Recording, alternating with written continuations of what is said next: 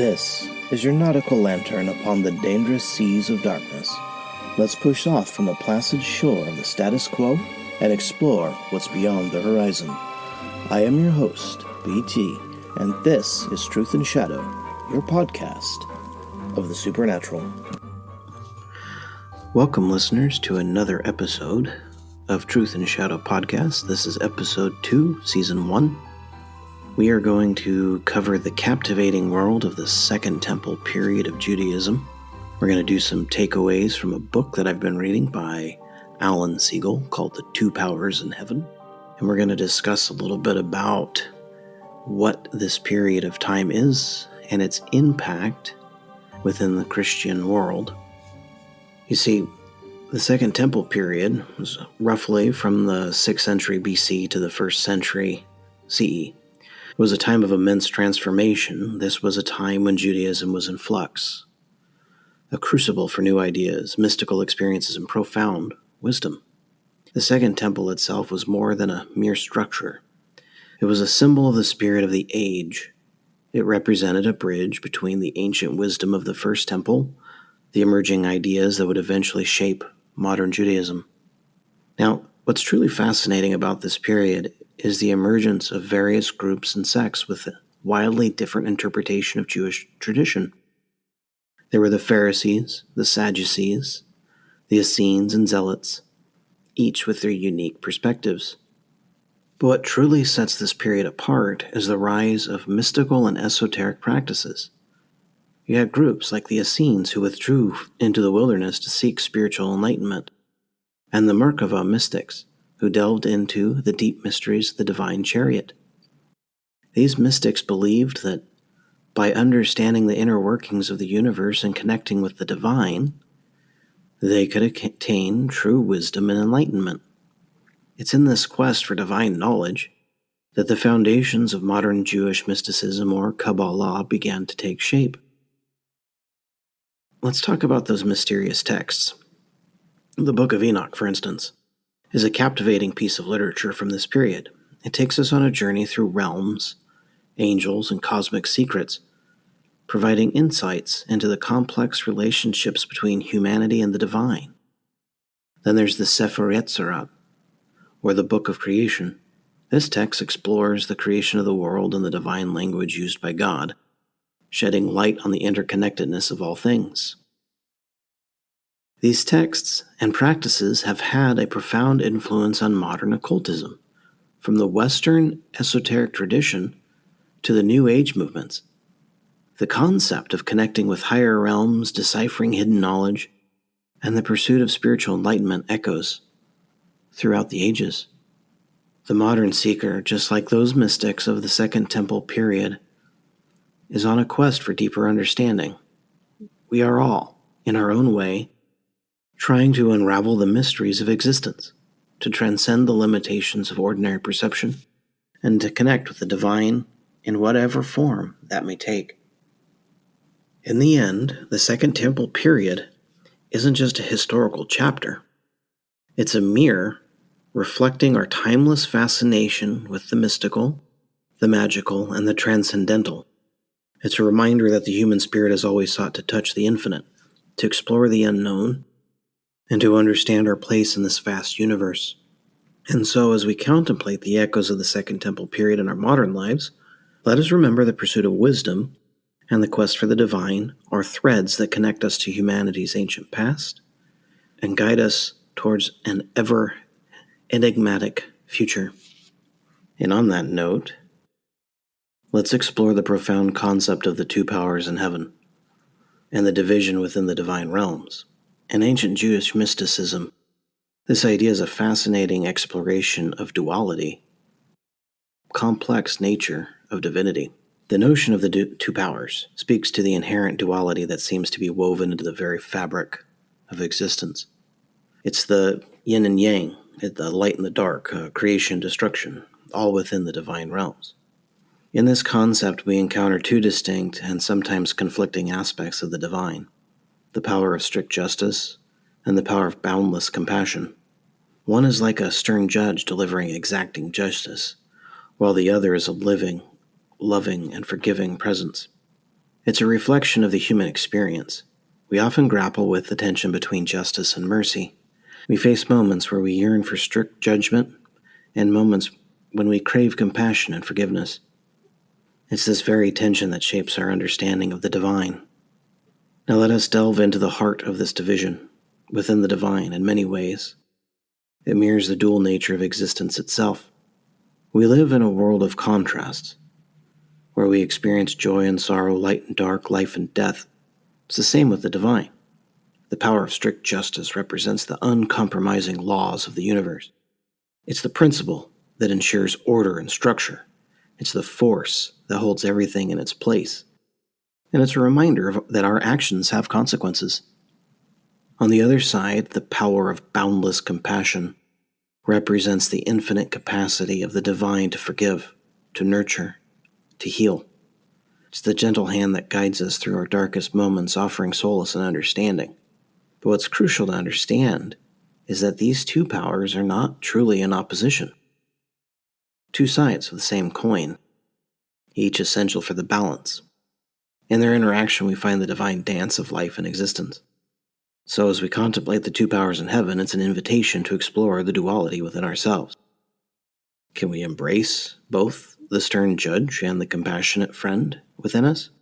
Can we acknowledge the intricacies of our own nature and the complex interplay of good and evil? In doing so, we may come to understand that the division within the divine realms is not a separation, but a reflection of the rich tapestry of existence itself. It's a reminder that, like the divine, we too possess the capacity for both justice and compassion. In this understanding, we may not find division, but a profound unity within our very essence and existence. Now, the Second Temple period is named after the Second Temple in Jerusalem. It was marked by a series of historical events, including the return of the Jewish people from Babylon, the construction of the Second Temple, and the emergence of influential Jewish sects. This period was a crucible of intellectual and religious development, and one of the most remarkable aspects of this transformation was the interaction between Greek philosophy and Jewish thought.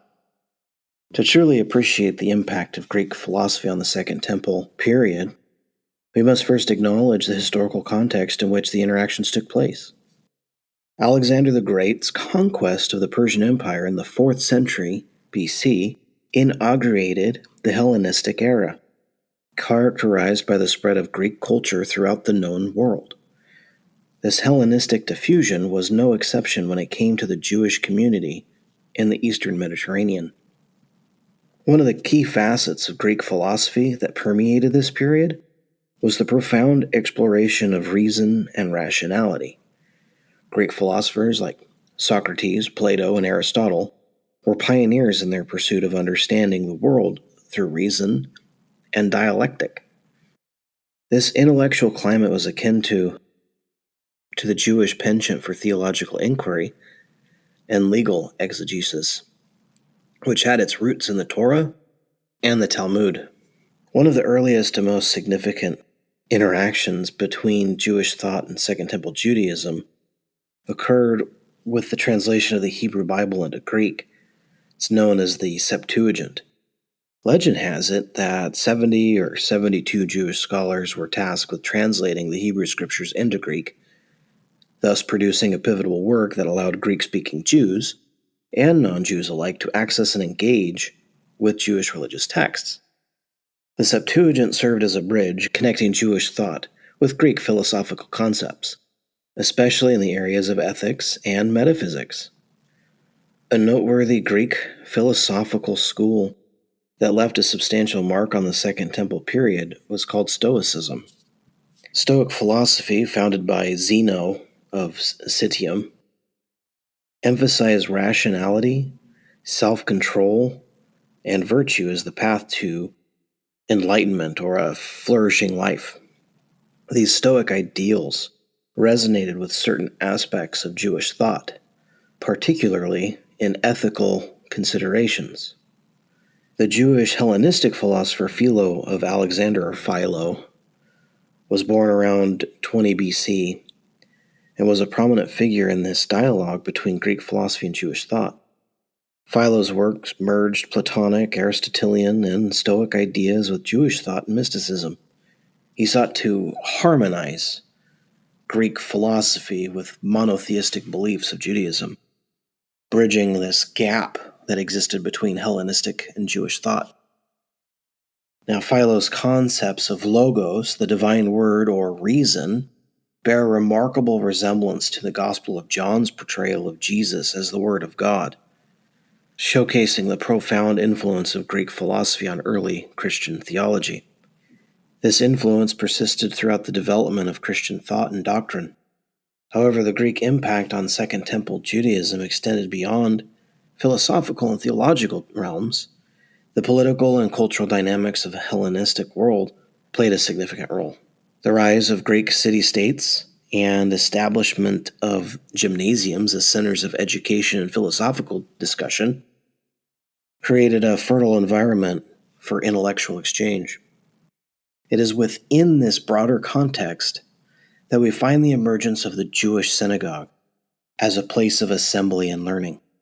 Synagogues were not only sites of religious worship, but also forums for the study and interpretation of the Torah, where the rabbinic tradition, characterized by dialectical reasoning and scholarly discourse, was nurtured. One cannot discuss the influence of Greek philosophy on the Second Temple period without addressing the Jewish diaspora communities that arose as a result of Alexander's conquests and the ensuing Hellenistic era. Jews living in the diaspora found themselves immersed in Greek culture and philosophy, and their experiences contributed to the fusion of ideas. Jewish philosopher and historian Flavius Josephus, born in Jerusalem in 37 AD, provides invaluable insights into the impact of Greek philosophy on Second Temple Judaism. In his works, particularly Against Apion and Jewish Antiquities, reveal the extent of Jewish engagement with Greek thought, as well as the desire to demonstrate the antiquity and wisdom of Jewish traditions to the Greco-Roman world. One of the most notable arenas where the intersection of Greek philosophy and Jewish thought becomes apparent is in the Jewish mystical and esoteric traditions of the period. We find a rich tapestry of mysticism, which drew from both Greek philosophical concepts and Jewish religious symbolism. A significant example is the emergence of Jewish apocalyptic literature.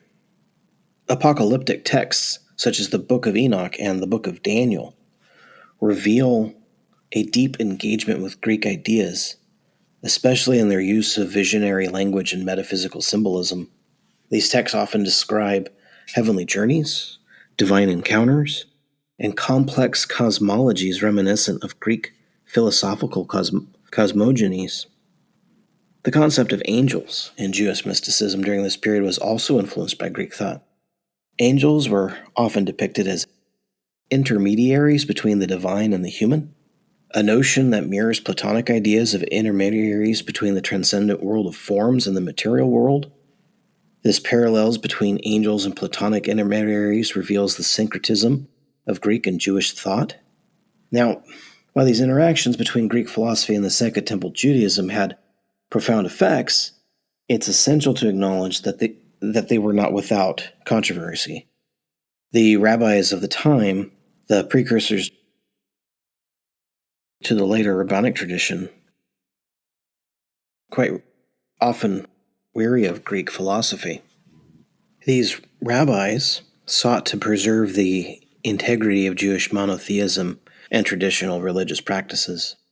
The Jewish revolt against the Seleucid Empire in 167 BC, with the desecration of the Second Temple in a period we call the Maccabean Revolt, was a manifestation of this resistance to Hellenistic influence. I consider the Maccabean Revolt, the books of 1st and 2nd Maccabees, as Second Temple literature and texts. We find them in our Catholic Bibles. And I'll give you a little bit of background on this. This was a revolt led by this guy named Judah Maccabee and he aimed to restore the Jewish religious practices and defend the purity of monotheistic worship. This conflict between Hellenistic and Jewish traditions is encapsulated in the story of Hanukkah, which commemorates the rededication of the Second Temple. And Hanukkah is a 8-day feast within Judaism and within the schools of Judaic thought and practice in their religion. And Hanukkah itself and the lighting of candles is all things that represent this period of time and this return to the rededication of the Second Temple and the reestablishment of Jewish practices and to depart from this Hellenistic influence.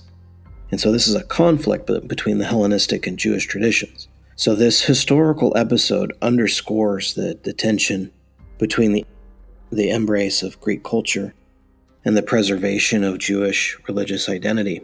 It's also worth noting that not all Greek philosophical ideas were readily integrated into Jewish thought. For instance, the Greek notion of deification or divinization of human beings was largely incompatible with Jewish monotheism. The Greek philosophical idea of deification or divinization is found in the New Testament writings, and especially in the Epistle of St. Peter, when he talks about becoming one with God.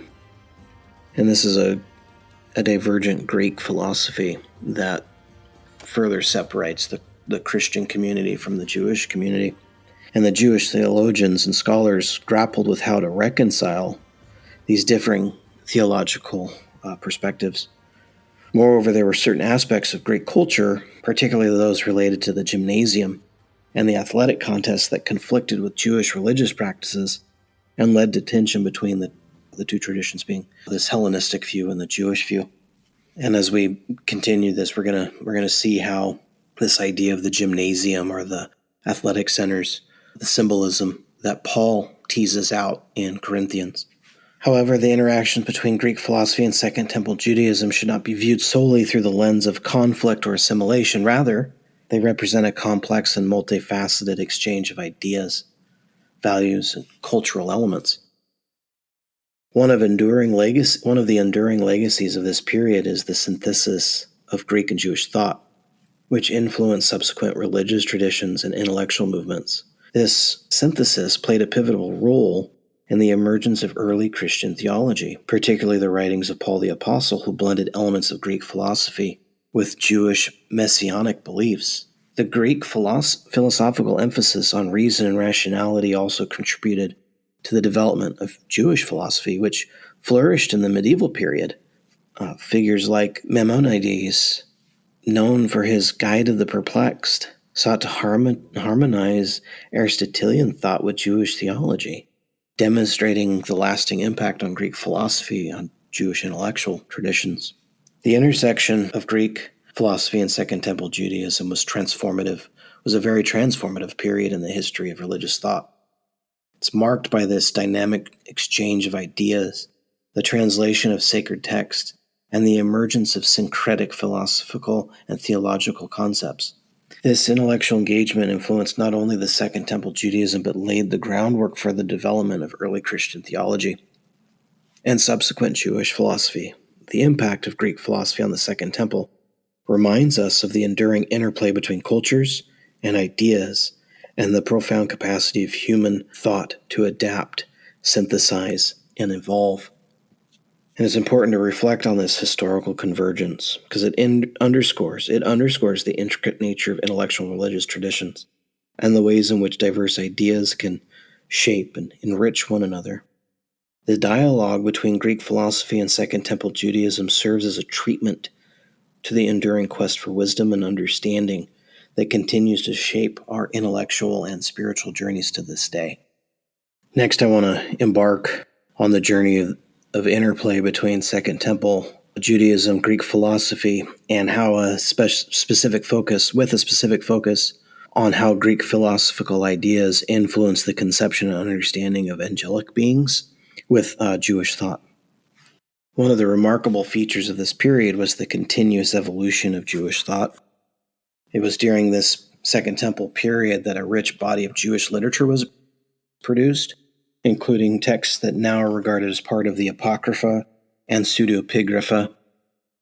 These writings, in conjunction with the Hebrew Bible, provide invaluable insights into the evolving beliefs and theological explorations of the Jewish people. Let's turn our attention now to the Greek philosophy, which was making its presence felt in the Eastern Mediterranean during this period. One of the significant facets of Greek philosophy that found its way into Jewish thought was the exploration of a celestial hierarchy, the metaphysical realms, and the nature of intermediary beings. Greek philosophers such as Plato and his followers posited the existence of entities between the material world and the divine realm, commonly known as the daemon. These beings were often associated with celestial spheres and were believed to play a role in the order and governance of the cosmos. In short, you had a being that was responsible for the movement of the planets, or a being that was responsible for the movement of Mars, a being responsible for the movement of Saturn, etc., of any of the planetes in the outer space regions.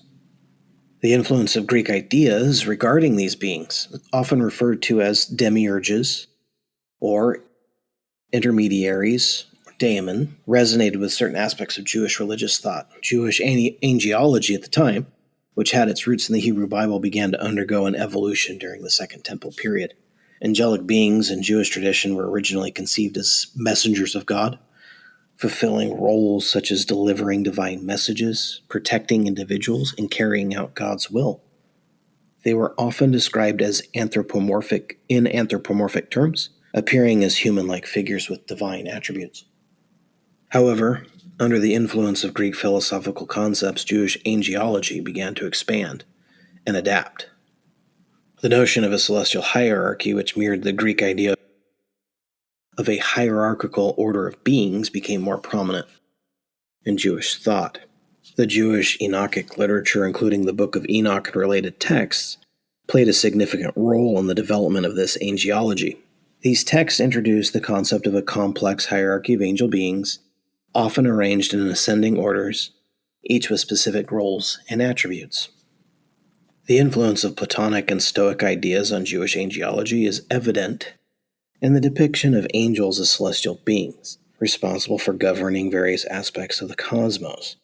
Some Jewish texts began to describe angels as celestial scribes, responsible for recording the deeds of individuals, much like the concept of cosmic record-keeping in Greek philosophy. The interaction between Greek philosophy and Jewish thought also led to an exploration of the relationship between the divine and intermediary beings.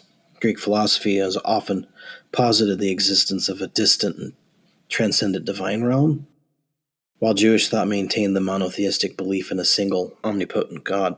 In response to these tensions, Jewish scholars and theologians began to explore the nature of angels as divine messengers and servants who carried out the will of one God. They were not independent divine beings, but rather extensions of God's will and instruments for his divine providence.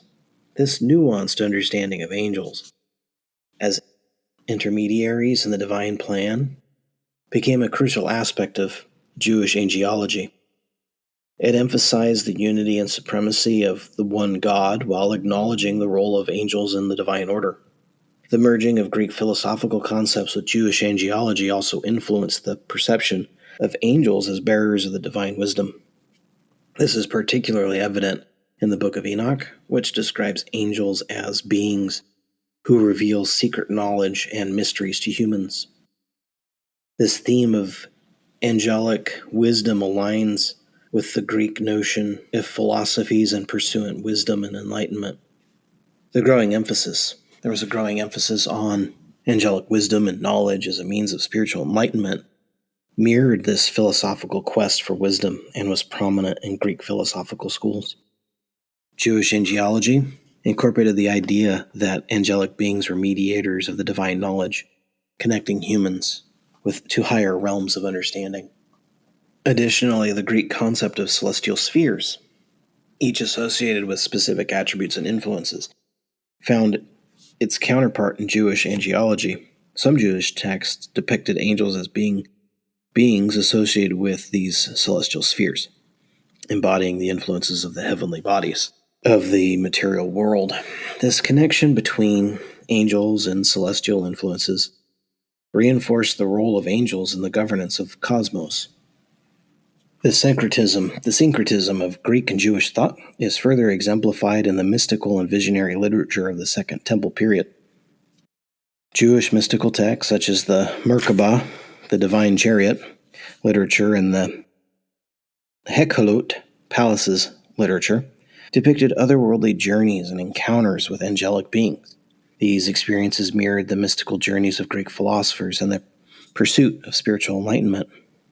One of the intriguing aspects of these visionary experiences was the notion of ascending through the celestial realms, encountering angels and divine mysteries along the way. These accounts provided a bridge between the Greek philosophical pursuit of transcendent knowledge and Jewish mystical experiences, which involved ascending through heavenly realms to gain insight into the divine mysteries. The interaction between Greek philosophy and Jewish angelology were not without tensions and challenges. Some Jewish scholars were wary of syncretic influences, fearing that they might undermine the purity of Jewish monotheism. The role of angels and their relationship to the divine remained a subject of theological debate within Jewish thought. Moreover, the concepts of divine intermediaries and angelic beings in Greek philosophy differed from the Jewish monotheistic belief in a single transcendent God. This tension between monotheism and intermediary beings would continue to be a topic of theological discussion in the centuries that followed. Basically, the interactions between Greek philosophy and Jewish angelology during the Second Temple period reveal a fascinating confluence of ideas and theological developments. Greek philosophical concepts concerning intermediary beings, celestial hierarchies, and the pursuit of wisdom left an indelible mark on Jewish thought. This fusion of ideas not only enriched the understanding of angelic beings within Jewish thought, but also contributed to the development of Jewish mysticism and visionary literature. The influence of Greek philosophy on Jewish angelology underscores the dynamic nature of religious thought and the capacity of different cultural and intellectual traditions to shape and inspire one another.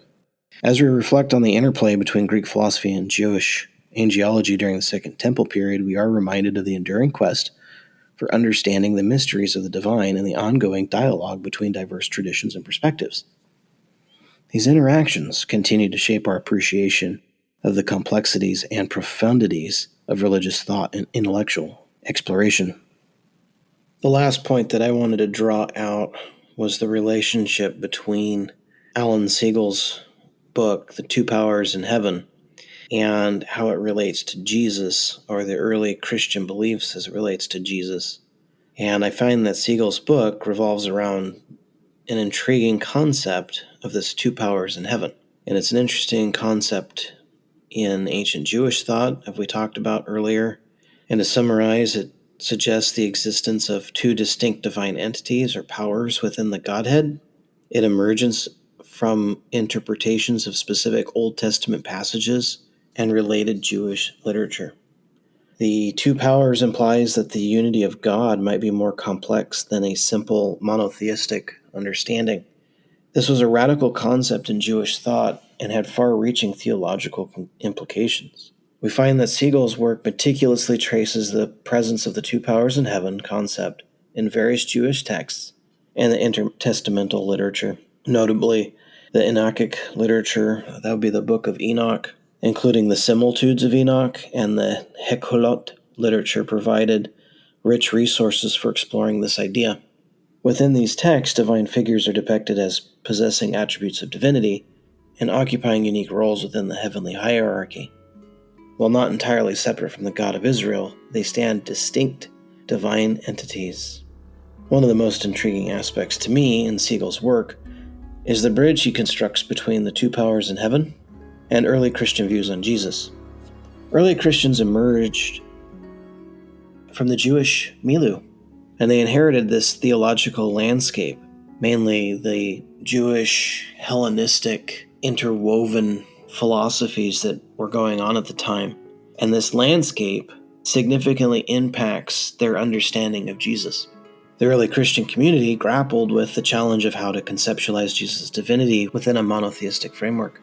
And they had to address the question of whether Jesus could be considered divine without compromising their deeply ingrained monotheistic beliefs.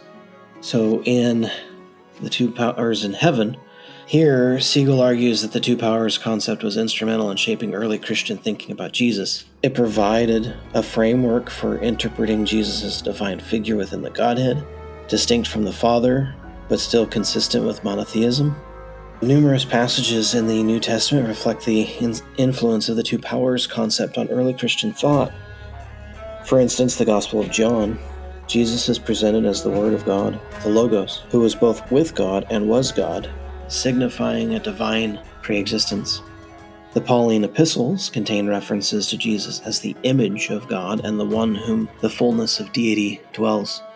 These passages suggest that early Christians drew from their Jewish theological background to articulate their understanding of Jesus as divine. The interplay between these thoughts gave rise to early Christological controversies. Theological discussions about the nature of Jesus within the Godhead sparked debates and led to the formulation of creeds, the creedal formula. The Nicene Creed, for example, sought to clarify the relationship between the Father and the Son while maintaining the oneness of God. It articulated a theological position that affirmed Jesus as divine. Now, this influence of the theory of two powers in heaven can be traced through the evolution of early Christian theology. As Christian thought developed, it moved toward a Trinitarian understanding, wherein the Father, Son, Holy Spirit were recognized as distinct but co-equal persons within the Godhead. This development was marked by a theological journey as early Christians wrestled with the divinity of Jesus while seeking to preserve monotheism. Now, this is a second part in our conversation and discussion within this particular idea. We're going to further explore these two powers ideas. The two powers concept played a pivotal role in shaping early Christology. Christology is the branch of theology which is concerned with the nature and identity of Jesus Christ. Early Christians, when considering the divine nature of Jesus, found in the two powers theory a framework that allowed them to conceptualize Jesus as a divine figure while maintaining monotheism. This framework provided theological legitimacy for ascribing divine attributes to Jesus, such as the pre-existence and participation in the divine nature. Debates centered around the exact nature of Jesus' divinity and his relationship with the Father, and how to balance these beliefs with strict monotheism ignited large debates within the communities. And so we speak about the formulation of creeds. The Nicene Creed, formulated at the First Council of Nicaea in 325, was itself a significant milestone in early Christian theology. Additionally, the Trinity is a fundamental doctrine of Christianity, stating that there is one God in three persons, the Father, the Son, and the Holy Spirit. The idea of distinct persons within the Godhead coexisting and sharing in the divine nature was deeply influenced by the two powers in heaven framework. Now, the adoption of a theology that included both the Father and the Son as divine beings had profound implications for the identity of early Christians. It marked a significant departure from normative Jewish monotheism and set early Christians apart as a distinct religious group. Their beliefs about Jesus as a divine played a central role in defining their faith. Alan Siegel's work, The Two Powers in Heaven, is a pivotal text that uncovers the connections between early Jewish theological ideas and the development of early Christian beliefs about Jesus. The two powers concept played a critical role in shaping early Christian Christology, sparking theological controversies, and ultimately contributing to the development of Trinitarian theology. The theological journey from two powers to the Nicene Creed and the doctrine of the Trinity marked a defining period in the early Christian community's understanding of Jesus. This complex interplay between Jewish and Christian thought remains a fascinating subject for both historical and theological inquiry. This is the last thing that I actually want to say concerning this entire episode dealing with the two powers in heaven, Alan Siegel's book, and my own personal journey. I want to basically compare how the Second Temple text, the Second Temple Jewish texts that came around and came available through time, and the theories and ideas directly impacted the type of mysticism that I believed in and practiced within the occult world. I'm going to talk briefly about a field of study known as hermeticism, and I'll talk about how the Second Temple literature impacted hermeticism and speak briefly on the application of my own personal journey. Once again, I remind the audience that the Second Temple period extended from right around 600 BC to 100 AD. This is that time when people are coming back from the Babylonian exile, etc. The core of Second Temple literature in Judaism is the Hebrew Bible. And we spoke earlier that in the 300 BCs, it was translated from Hebrew into Greek by some scholars, which means that it was widely available to anybody who had thought or anyone that wanted to approach the topic in a philosophical or theological debate style through the synagogue system or the gymnasium system of the Greeks. In addition to the Hebrew Bible, which we technically call the Torah, the first 5 books of Moses, and then the writings and the prophets, history, Psalms, etc. Things that were important at this time were books like the Book of Enoch, the Book of Jubilees, the Wisdom of Solomon, and a couple others that are listed as deuterocanonical or pseudepigraphical. One of the most prominent features of the Second Temple literature was apocalyptic thought, and we talked about the Book of Daniel, we talked about the Book of Enoch, and the ideas that they're really dealing with the end of the world, kind of like the Book of Revelations for the New Testament. But Second Temple literature also contained mystical elements, including the use of divine names, numerology, and techniques for ascending into the higher realms. These mystical traditions contributed to the mystical and magical aspects of Hermeticism. Some listeners may be familiar with the Hermetic Order of the Golden Dawn. This is pretty much where they're drawing a lot of the information from. The Second Temple period saw the development of angelology, the study of angels. These celestial beings are believed to be intermediaries between the divine and human realms. And Hermetic traditions also incorporated the concept of angelic communication, which played a pivotal role in magical practices. Alphonse Louis Constant, also known as Eliphas Levi, wrote pretty in-depth about a holy guardian angel, and Aleister Crowley himself had practiced a ritual designed to get one in communication with their personal holy guardian angel.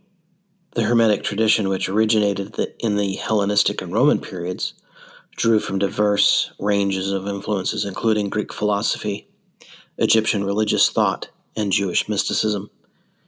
It synthesized these influences into a unique system of thought and practice. Central to the Hermetic tradition are a set of texts known as the Corpus Hermeticum. These texts, attributed to the legendary figure Hermes Trismegistus, expounded on topics such as the divine knowledge, theurgy, and spiritual transformation. Hermetic magic encompasses a variety of practices aimed at achieving spiritual enlightenment and communion with the divine. These practices include things like alchemy, astrology, theurgy, and ritual magic. The apocalyptic themes found in Second Temple literature, such as visions of heavenly realms and the interaction of angels and humanity, were assimilated into Hermeticism. Hermeticists embraced the idea of ascending through celestial spheres and communing with angelic beings to gain wisdom and insight. The mystical elements present in Second Temple literature, including those of the divine names and numerology, resonated with the Hermeticists. They adopted these techniques for meditation and spiritual ascent, seeing them as a means to attain gnosis or divine knowledge. Hermetic magic incorporated angelology and theurgy, the practice of rituals to invoke and communicate with divine beings. Hermeticists believe that by establishing contact with celestial intelligences, they could attain spiritual illumination and power. And Hermeticism, influenced by Second Temple literature and a diverse array of traditions, significantly shaped Western esotericism. It became a cornerstone of Western occultism, contributing to the development of magical practices, alchemical traditions, and the study of the mystic and the symbolic. The ideas and practices that emerged in the Hermetic tradition continue to influence contemporary Western esotericism and modern magical systems. Hermetic principles are embraced by a wide range of esoteric and mystical traditions. The profound influence of Second Temple literature on Hermetic magic is a testimony to the enduring power of ancient mystical and philosophical ideas. As hermeticism continues to shape the landscape of Western esotericism, the rich heritage of Second Temple literature remains a significant source of inspiration to those who seek to explore the mysteries of the cosmos and the divine.